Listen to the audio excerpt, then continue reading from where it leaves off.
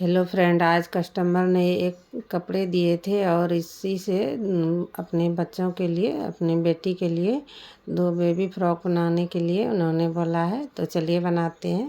पहले कपड़े को इस तरह से सीधा कर लेते हैं और इसमें प्रेस लगा लिए हैं। और ये चंदेरी सिल्क टाइप का कपड़ा है। फ्रॉक के नीचे जो घेर होता है उसका पहले मेजर कर लेते हैं, नाप ले लेते हैं। और जितना मेरा आएगा मैं लगभग 27 इंच पे इस तरह से कटिंग करूँगी।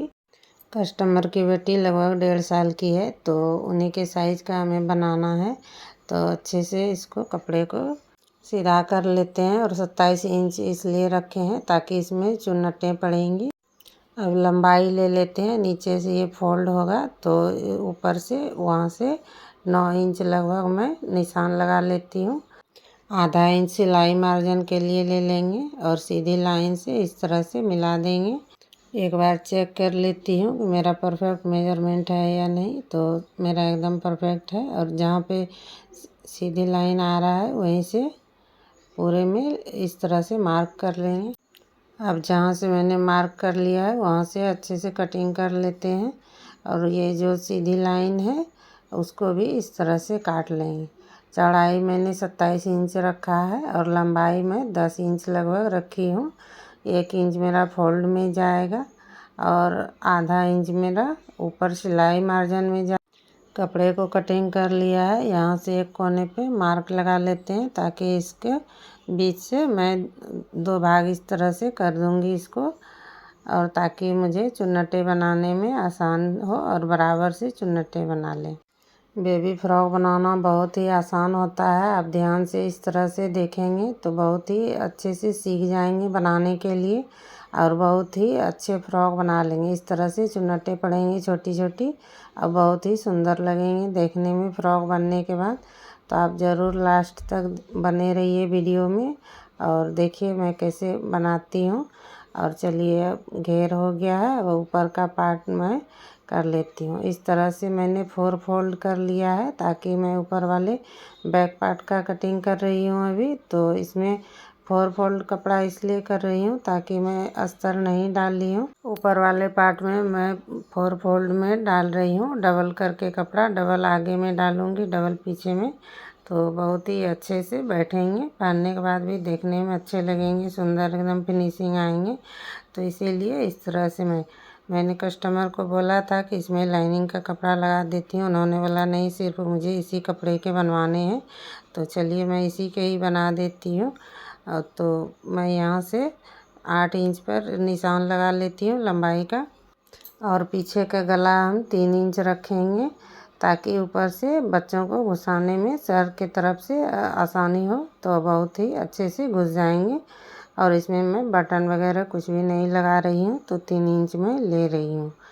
अगर आप बटन हुक कर रही हैं तो आप 2 इंच पे कटिंग कर सकती हैं। आर्म होल वाला पार्ट में मैं 4 इंच पे निशान लगा लूँगी और इसको साइड से इस तरह से गोल कर देती हूँ। और पट्टी हम 1 इंच का रखेंगे तो 1.25 इंच पे मैं पट्टी का चौड़ाई रख लेती हूँ। और नीचे के भाग इस तरह से मैं लगभग 4 इंच रख लेती हूँ। आर्म होल से नीचे आर्म होल की भी गोलाई कर दी हूँ। अब चलिए कटिंग कर लेते हैं। मार्क हो गया है मेरा। और यहाँ पे अच्छे से हाथों से इस तरह से दबा के कपड़े को कटिंग करें। ये चंदेरी सिल्क टाइप का कपड़ा है तो थोड़ा सा इधर उधर खिसक जाता है, या तो आप पिन अप कर लें। तो इसी तरह से कटिंग कर लेंगे। बहुत ही आसानी तरीका मैं बता रही हूँ और वीडियो में कहीं पे स्किप नहीं की हूँ, इसीलिए थोड़ी लंबी वीडियो है। तो आप ज़रूर इस तरह से देखिए। थोड़ा समय लगेगा ही बनाने में, तो इस तरह से ज़रूर देखिए आप। मैं कटिंग इस तरह से एकदम फिनिशिंग से बता रही हूँ। अगर कहीं पे आपको डाउट हो तो आप कमेंट करके पूछ सकती हैं। तो चलिए मैं बैक पार्ट कटिंग कर ली हूँ। इसमें इस तरह से लगा देती हूँ निशान बैक पार्ट का। फिर मैं फ्रंट पार्ट का कटिंग करूँगी। फ्रंट पार्ट के लिए एकदम आसान तरीके है। सिर्फ 4 इंच के चौड़ाई पट्टी में इस तरह से लूँगी। और जो मैंने बैक पार्ट कटिंग किया है उसी का जो नाप है उसी के साइज का मैं इसको कटिंग करूँगी।